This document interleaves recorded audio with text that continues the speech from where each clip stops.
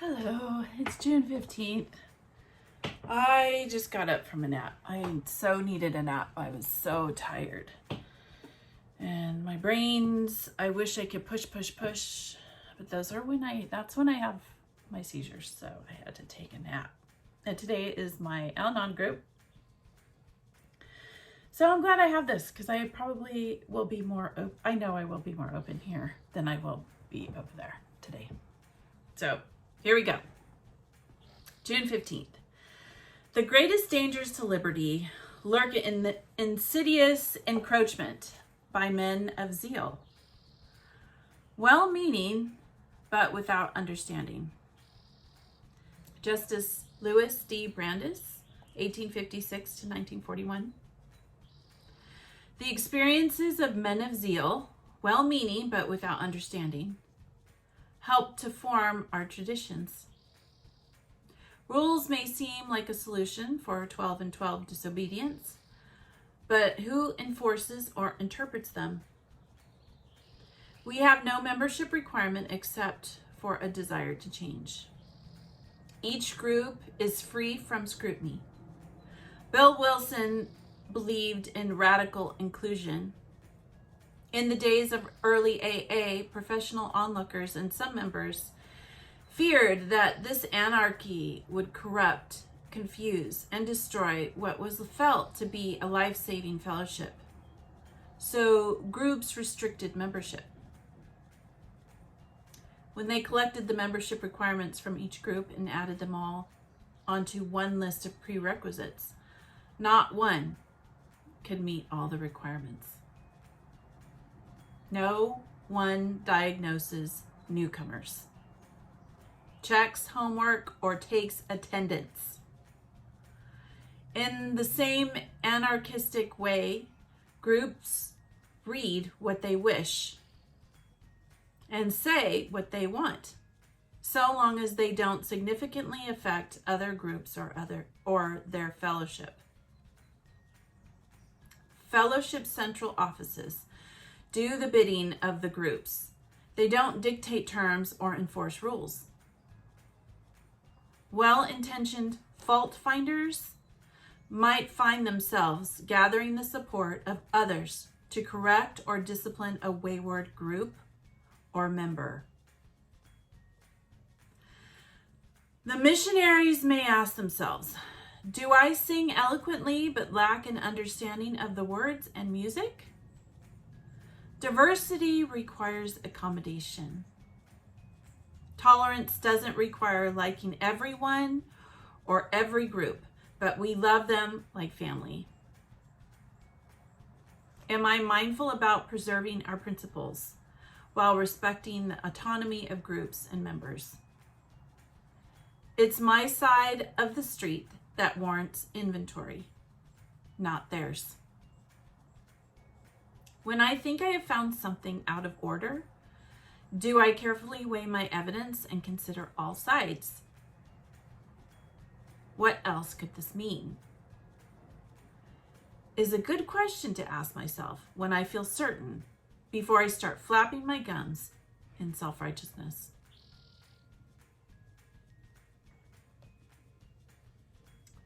This is good for, I think, anyone who wants to be in a group, right?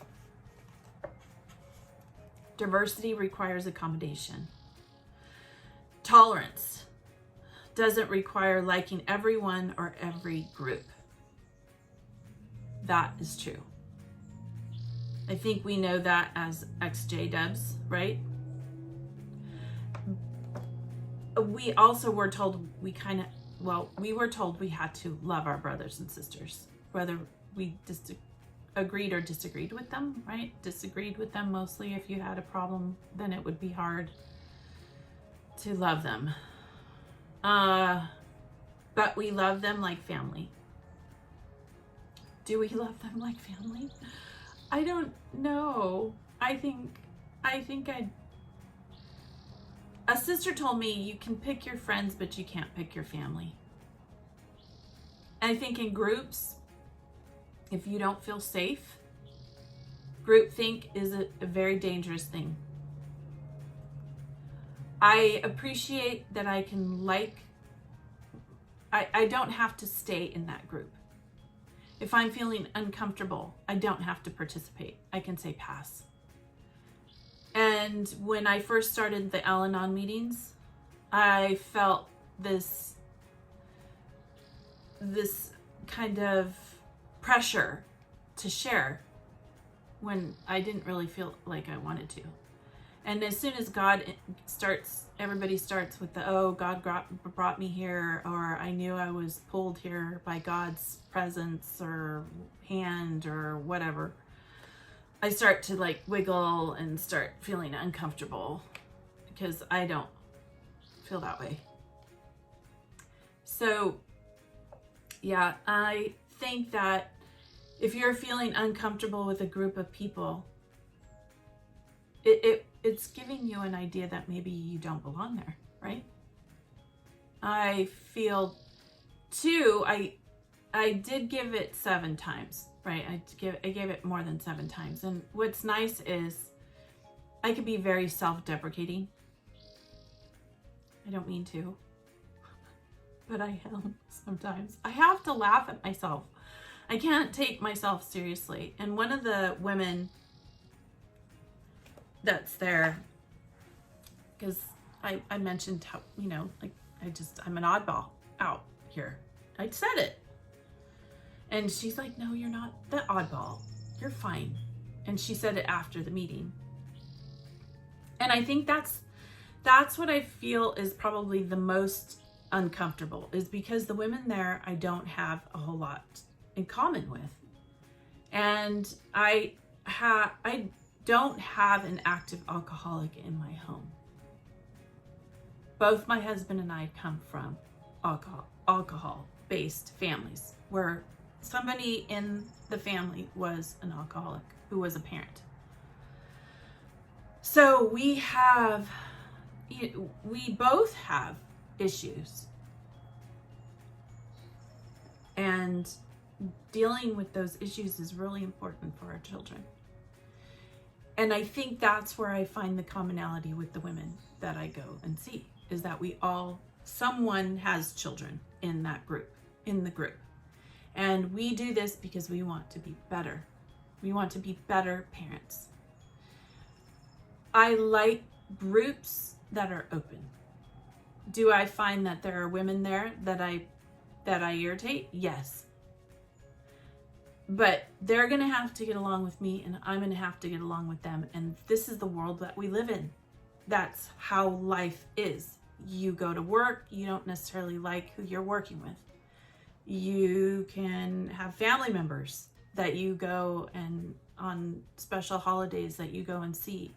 And you're not going to get along with them 100%. I mean, you know that it's going to be sometimes uncomfortable. And that's a choice. Whether you continue to whether you go, right? Whether you go to the holiday function or not.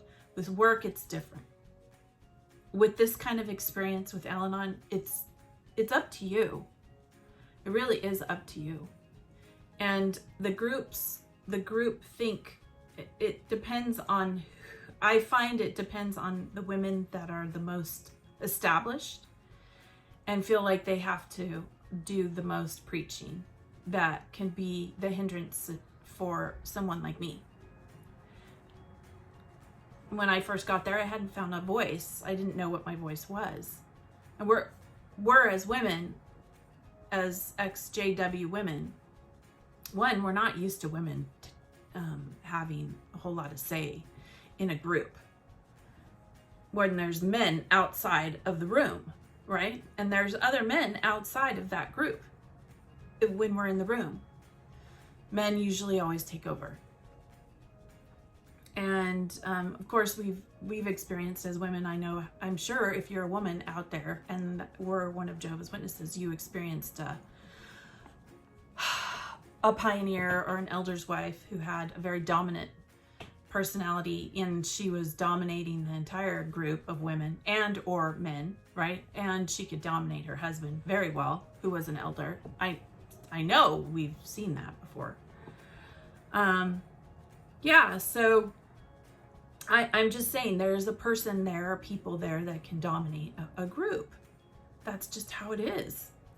But it's nice when there's someone to say, yeah, no, but I'm going to be different and I'm not going to do that. That's why I keep going.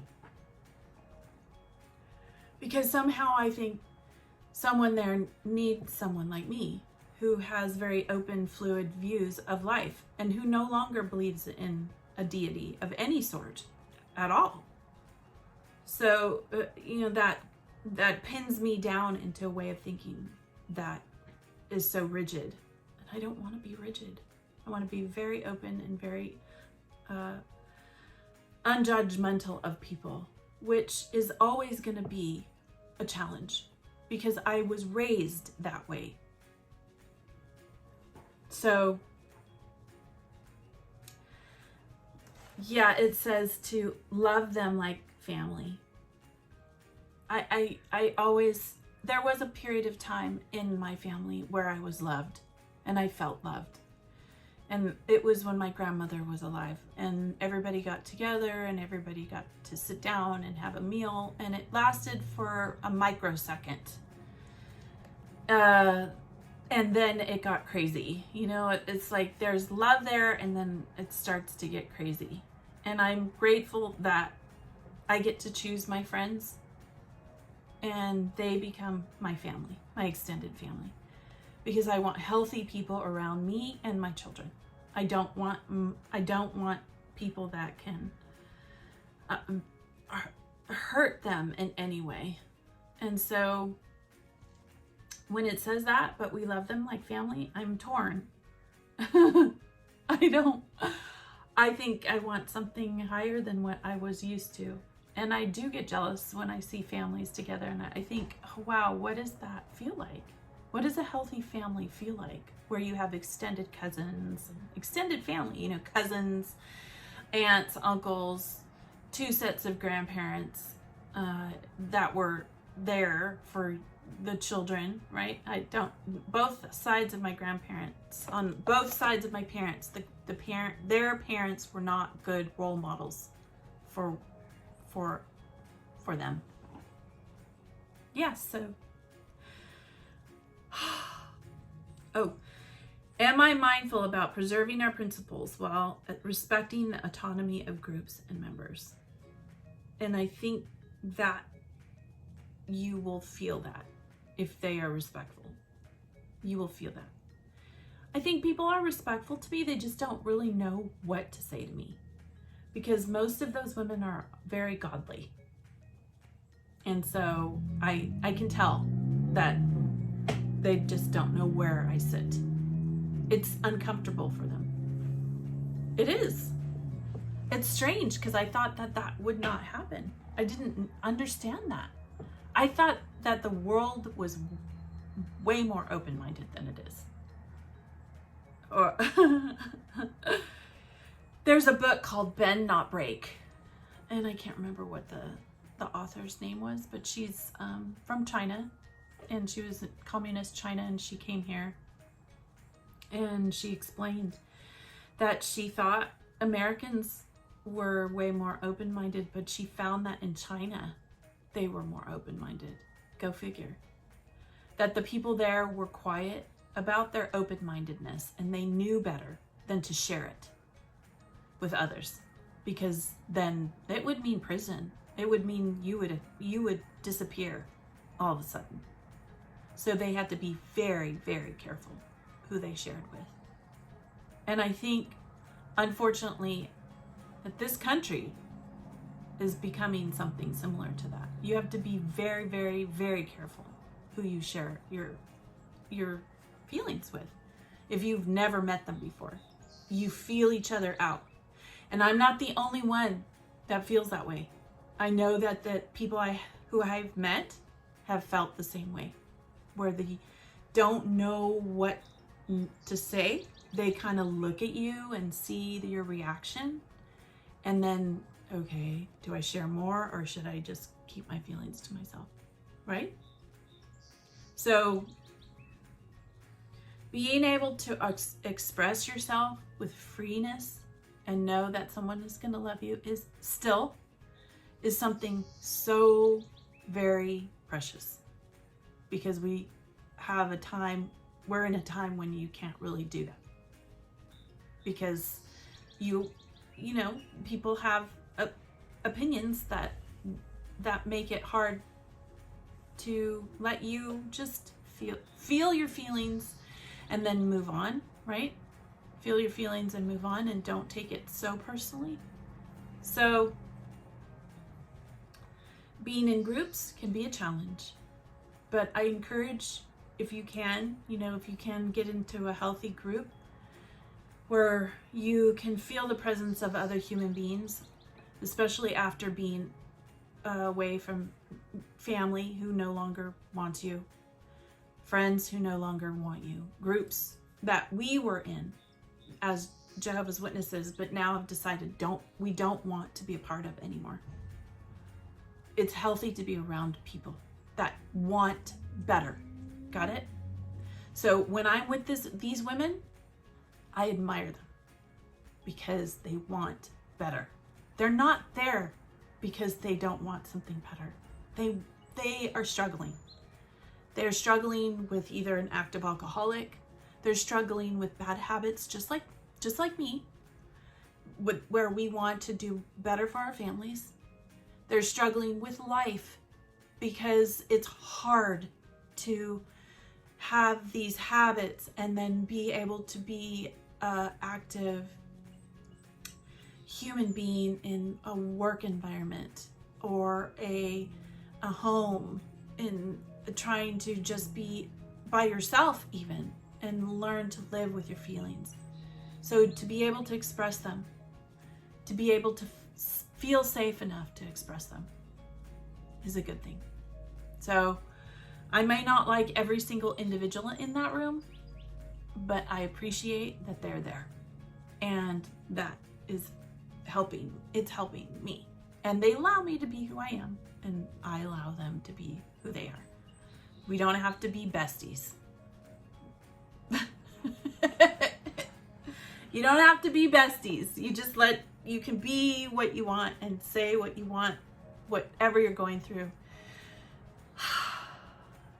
Does that make sense? Of course, like I say, this is very selfish for me, because I feel like this is where I can let everything out. And I know I'm not the only one that feels these things. I know it. We can't really express ourselves. We don't know how when we leave the organization. We're just angry. We're angry. And so how do you deal with that anger? And still be what you want it to be. I still want to be a good person. I still want to be helpful to society. I still want to have inspiring things happen to me and be inspiring to other people and find those people so that we can do it together. Right? So you're not alone and you don't feel alone.